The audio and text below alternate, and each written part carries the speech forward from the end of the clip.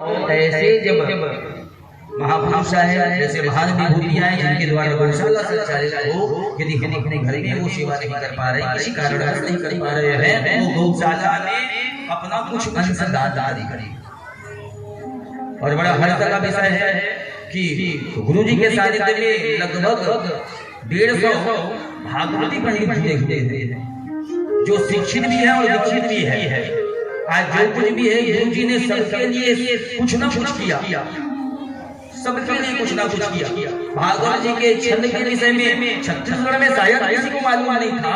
वो जानकारी गुरु जी ने जब प्रशिक्षण शिविर चलाया, हम गुरु जी हमारे जीवन के जब आए, उनके पूर्व 3-4 वर्ष हम कहा कर रहे थे, शिव जी को गुरु मान और ढूंढ रहे थे। गुरु जी मिले तब हमको खुद को मालूम पड़ा कि हाँ ऐसा ऐसा छंद होता है।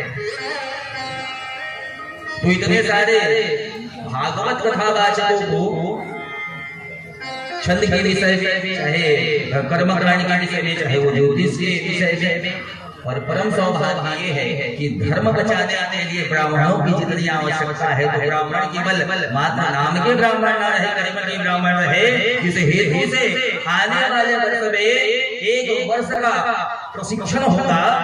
जो बेटा तहसीलदार, पिता तहसीलदार ही रह जाए या बेटा कलेक्टर, तो उस पिता के खुशी का कोई ठिकाना नहीं रहेगा।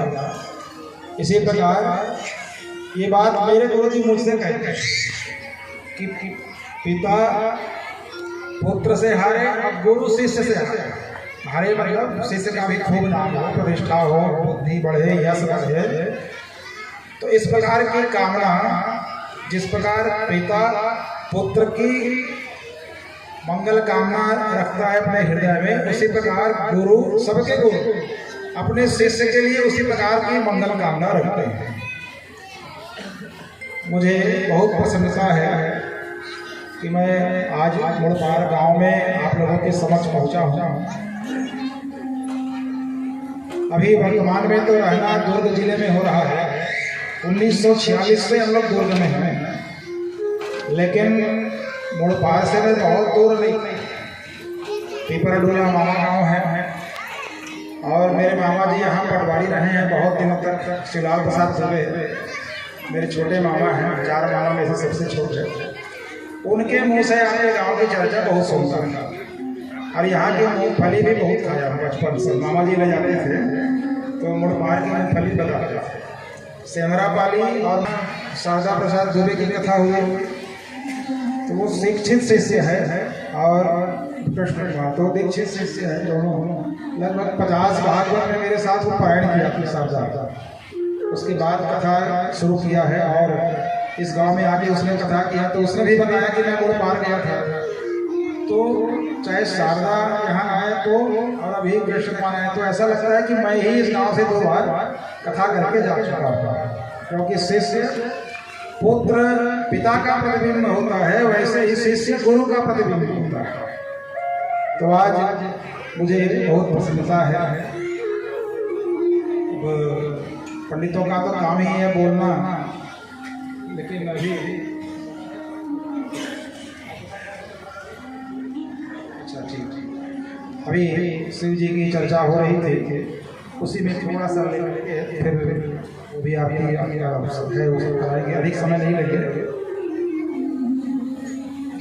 अमरकंटक में कल्याण आश्रम है, कल्याण बाबा आश्रम। ये उदासीन संप्रदाय का आश्रम है, और वहाँ के एक दूसरे दिन भी वही क्रम चला। संयोग से वैसे 20-25 श्लोक फिर पूछे और सबको मैं बता रहा। तीसरे दिन फिर बता दिया, तो चौथे दिन से भय कम हो गया। ये सोच के नहीं कि मुझको बस सब एक अनुमान लगा कि ये सदगुरु हैं, जगत गुरु हैं, और मेरी परीक्षा नहीं ले रहे, मेरा मान बढ़वा रहे मेरी से और उन्हीं श्लोकों को पूछते हैं जो मुझको ज्ञात है।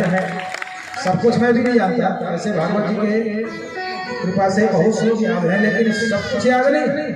लेकिन गुरु जी ने जो भी पूछा, 3 दिनों में 75 श्लोक पूछे, बता दिया। चौथे दिन में निश्चिंत होकर बैठा, ये तो वही पूछते हैं जो मुझको याद है। चौथा दिन, 5वां दिन, 6वां दिन बीत गया, एक भी श्लोक में नहीं अटका। उनके साथ में रायपुर से एक नैना अभिराम द्विवेदी जी आए थे, हमारे गुरु जी के बेटी का मामा, पूरी महाराज जी के अनन्य भक्त, प्रमोद शास्त्री और जमन शास्त्री से भी उनके निकट के रहने वाले। तो वो मुझको बोले 6वें दिन एक बात समझे हो? मैंने कहा क्या? कि गुरु जी कैसे तुम्हारा मान बढ़ा रहे हैं? मैंने कहा कैसे? तुमको आज तक जितने भी श्लोक पूछे सब ज्ञात है? कहा है। गुरु जी को कैसे मालूम हो गया कि तुमको यही श्लोक याद है और उसी को पूछो? कई बात तो है, कई मात्र संयोग नहीं है, यही गुरु कृपा है। बड़ी सभा में अपने चेले का मान कैसे बढ़ाएं, ये सब गुरु कृपा करते हैं। तो 9 दिन में एक भी अवसर नहीं आया कि कोई श्लोक को पूछे और मैं नहीं बता पाया। उसके बाद तो मेरा साहस बढ़ा। अब शंकराचार्य जी के सामने कथा कहना एक चुनौती थी। उसके बाद मैं अपनी गुरु भिलाई की सभी कथाओं में उनको आमंत्रित करते गया, वो आते गए और 9 कथाओं में उनका सानिध्य 9 दिन के लिए मिला।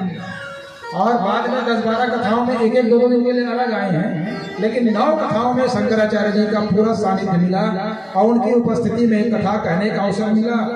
अब शंकराचार्य जी के सामने कथा कह गए तो साहस थोड़ा और बढ़ा। वृंदावन गए तो पूज्य मलू पीठाधीश्वर जी राजेंद्र दास जी महाराज 400 साधुओं के साथ कथा सुनने आ गए, तो भी जरा भी भय नहीं हुआ, क्योंकि शंकराचार्य जी के सामने बोल रहे थे तुमसे बड़ा तो कोई है ही नहीं, तो भय जाता। तो मेरे भय को दूर किया गुरु जी ने, जगत गुरु जी ने। अब मेरे गुरु जी जब पहली बार मेरी कथा सुनने आए, 5 घंटा कथा सुने, आरती के पहले उन्होंने कहा थोड़ा सा माइक मांगा था, 2 मिनट मैं भी बोलूँगा। तो माइक मैंने उनको दिया, वो बोलने लगे। तो क्या कहते हैं, मेरी पहली कथा में मेरा चेला मुझसे 10 कदम आगे जाएगा। पहली कथा में अब पहले दिन में क्या बोला होगा, डरते डरते, कॉन्फिडेंस कम था, स्वर में कोई बुलंदी नहीं थी, लेकिन गुरु जी कहे कि मेरा चेला मुझसे 10 कदम आगे बढ़ेगा। अब क्यों? तो उन्होंने कहा मैंने 1946 से भागवत कथा कहना शुरू किया और 1960 तक भागवत का पारायण करने के बाद हिंदी टीका को देख के पढ़ता था, श्रोताओं से नजर मिला के प्रवचन नहीं करता था। बोले कितनी कथा हो गई, 50-60 कथा हो गई 12 वर्षों में।